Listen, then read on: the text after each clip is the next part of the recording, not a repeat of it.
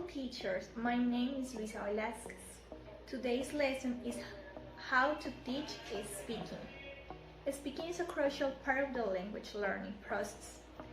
Teachers can teach to students speaking strategies, using minimal responses, recognizing scripts, and language to talk about language. Teachers help students learn to speak so that students can use. Okay, so one of the problems that we face in our classes is when students prefer to stay in silence while others do the talking. And this happens because the students don't have confidence in their ability to participate successfully in an oral interaction. And another problem that we face is when the interaction between two students is only an exchange of limited information. Like, hey, how are you? Or where are you from? How old are you? You get predictable responses back, like, I'm fine, and you? Thanks, and like, I'm from Colombia, or I'm 22 years old. So just basic answers. For a starter student, it is okay, this kind of like oral interaction, but we must encourage our students to improve and interact in a more natural way. Okay, so there are some activities that English teachers can use to foster speaking proficiency, and my partner Daisy is going to tell you about some activities that we can use when we are teaching speaking. Okay, thank you so much. Hi guys, and thank you Luisa. My name is Daisy, and in this second part of the video I'm going to give some activities only for you, my future teachers, that you can do with your students. Let's start. Better known as staging or personification. Okay guys, the role play is a teaching method where students assume an identity different from their own to represent real or hypothetical situations. Tongue twisters are short sentences difficult to pronounce. It's a game for the development of an agile or flexible pronunciation. The idea of a monologue is that students give a speech in front of the class. It can be prepared or improvised, that depends on the teacher. While the student is making the speech, the classmates have to interrupt her or him with different questions. The speaker's mission is to answer the question without losing his or her logical of the speech and be able to get back to the point. There are things learners can easily do, such as retrieving words at speed or achieving long and pause free runs. This is because they lack certain skills. Traditionality has taken the form of playing learners' recordings, either monologue or multi-party talks, which are typically pre-scripted and performed by actor. Use a transcript or naturally occurring thoughts, preferably by proficient learners, to demonstrate the high proportion of high-frequency vocabulary that is characteristic of spoken language. Recordings allow learners exposure to a range of accent and voice types, and more importantly, to multi-party talks. Okay guys, the advantages to do these different activities with your students is because develop the creativity, communication skills, and develop interest in the students to the class. That is all guys. Thank you and see you to the next video. Bye! So appropriation. In here it says that you have to make a lot of mistakes before you improve your abilities. So what's the best way to improve your level? Just allow yourself make mistakes. So as many mistakes as you can, it doesn't matter. So in that way you will improve your abilities, and that's it. Now, drilling and chants. Okay, so drilling, it's basically imitating someone's utterances, words from native speakers, obviously. So firstly, you will have to listen to an audio, and after that you will pause it, and you will listen, and then you will read the script, and you will keep practicing just to get where the stress are, and all that stuff that will help and will improve your pronunciation. Now the following is the writing task. So it will improve your English slangs and expressions, basically. So it's just for you to avoid using the same old expressions. So the first one is dictation. So the teacher's gonna read an article or whatever could be read, and the students have to write what they're listening to, and after that, well, it could be included some formal and informal expressions. So yeah, basically it will improve your vocabulary. And well, the second one is the paper conversation. So the paper conversation is just that you have to have a talk. Yes, you must have a talk with your classmate, and after that you will have to write the script, and your teacher is gonna check it, and he's gonna check if you have some mistakes or not, and then he will correct you. And so yeah. Now, computer mediated chat.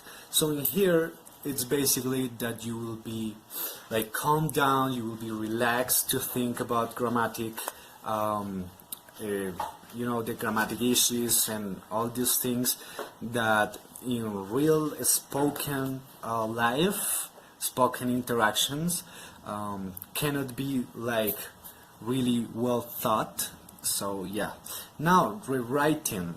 So in here the teacher is gonna give a dialogue, or will create a dialogue. So the students are going to exchange words from one word to another that could fit as well. So yeah, basically it's just trying to put synonyms, and yes, that will help a lot. Guys, the next one is reading aloud.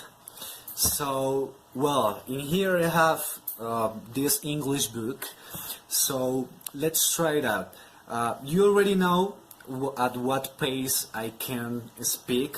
Like, you can like see, not that clearly, but well, you can realize it. So when you're reading, the utterances are very clear.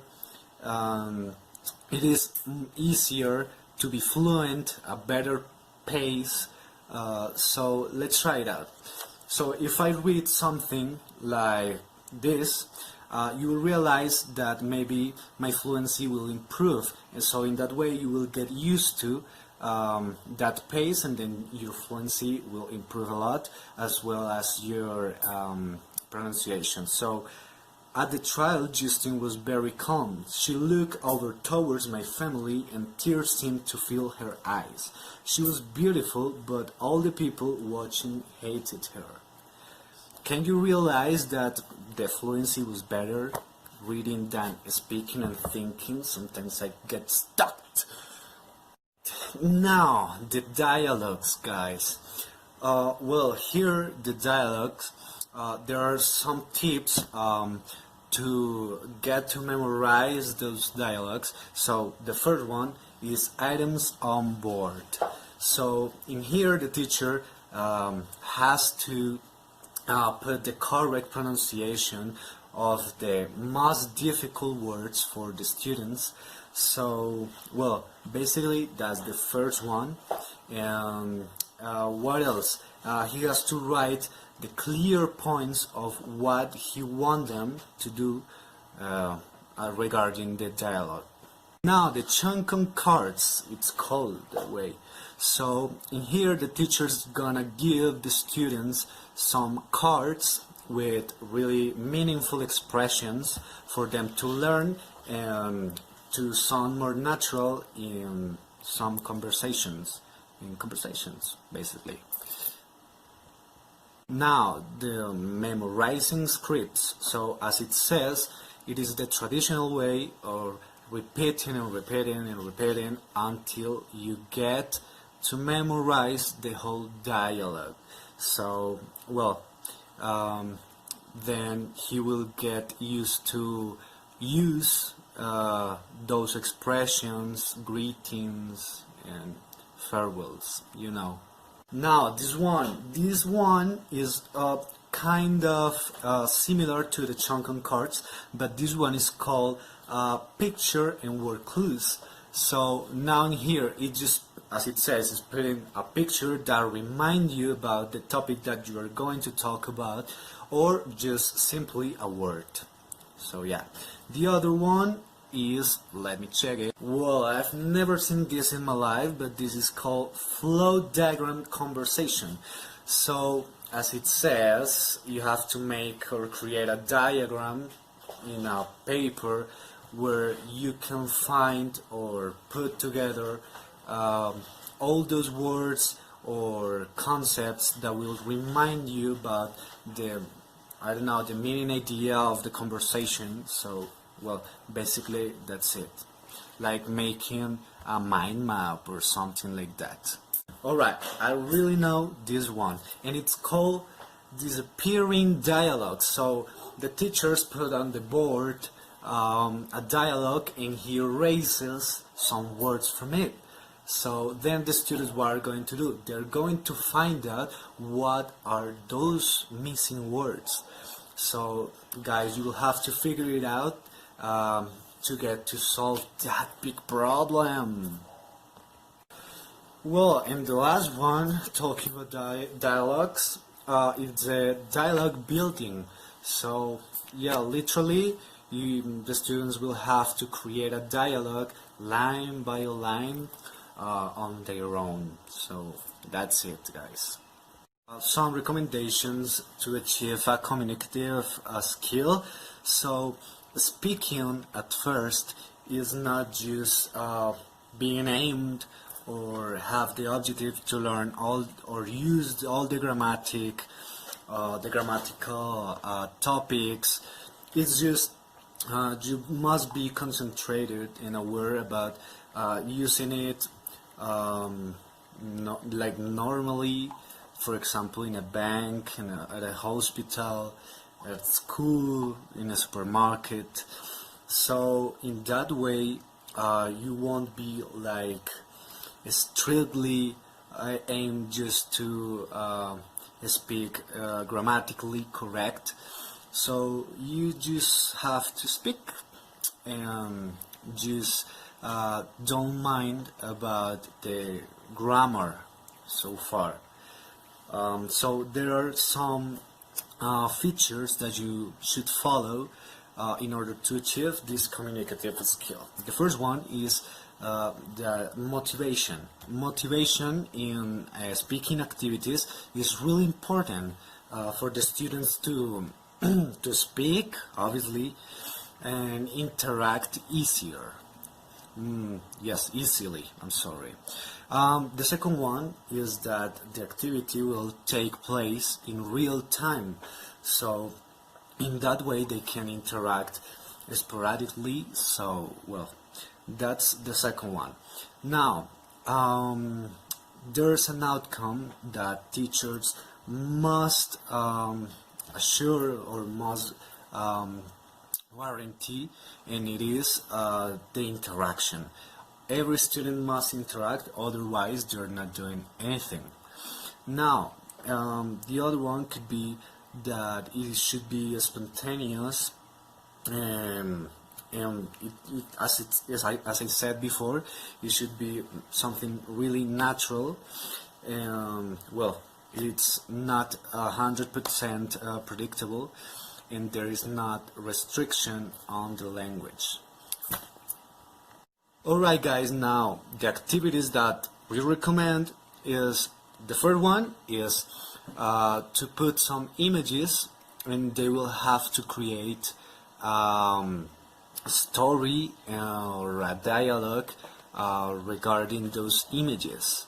So just for them to talk and speculate and all those things.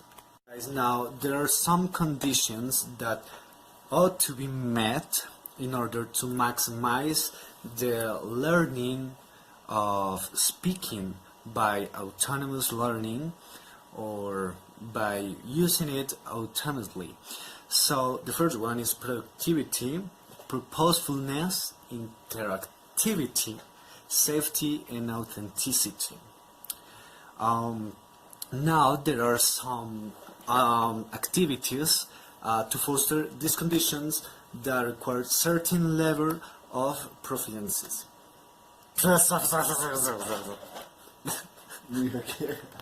Guys, there are some conditions that must be met in order to maximize the opportunities and increase the autonomous learning of the speaking skill. So those are the productivity, purposefulness, interactivity, obviously, safety, authenticity. Well, that's it. Now, there are some activities in order to foster these conditions. And those activities requires a certain level of proficiency. So the first one is the presentation and talks. So now let me tell you about it. Alright, so as I said, presentation and talks. Well, this will help students to become more confident when they're giving like public speech. So it will prepare them for real life experiences. Alright guys, now the other one is stories, jokes, and anecdotes. So storytelling is really important in order to get used to give or to tell stories, giving examples, demonstrating, and having right kind of or sort of natural conversations. Now, discussions and debates. Well, in here it will increase your ability in maintaining your proposals and maintaining your ideas and defending them. So that's really, really important. Well, and the last one is outside class speaking. So you will have to practice a lot, guys. There are some people that say, like, I cannot improve, I cannot see any improvement. So that's why you don't practice like out of class. So yeah, this is like lifestyle, guys. It's serious. Assessing speaking. So there are three types of assessing speaking that are really common, by using, and one of them is interviews. So having interviews, it's like you're under-prepared, so you're not sure about what the interviewer is going to ask you, and then you will have to figure out all those questions and give a really certain and precise answer. Now, the live monologues. Live monologues are really important, and you must be really creative and be sometimes really talkative as well. And recorded monologues, by listening to yourself is really important, and that's something that I do almost every day, or now, I'm not gonna lie, almost every 15 days or a month. but anyways, it will help you, because sometimes while you're speaking, you're just concentrating in speaking, but you're not listening to yourself. So by recording it, you will recognize those mistakes that you have made, so you will improve. And now finally, there's something called assessment criteria. Now, in here there are two ways of assessing an activity or exam. So the first one is the holistic scoring. So in this, you just have to do or to give a score and a single commentary and an overall impression. And the other one is the analytic scoring. So in here you will separate into pronunciation, interaction, management, discourse, and then you will have like a main, or you will end up with something such as a score. But in this place, I think that that way could check more aspects than the holistic one. And that's it, guys. Thank you for watching.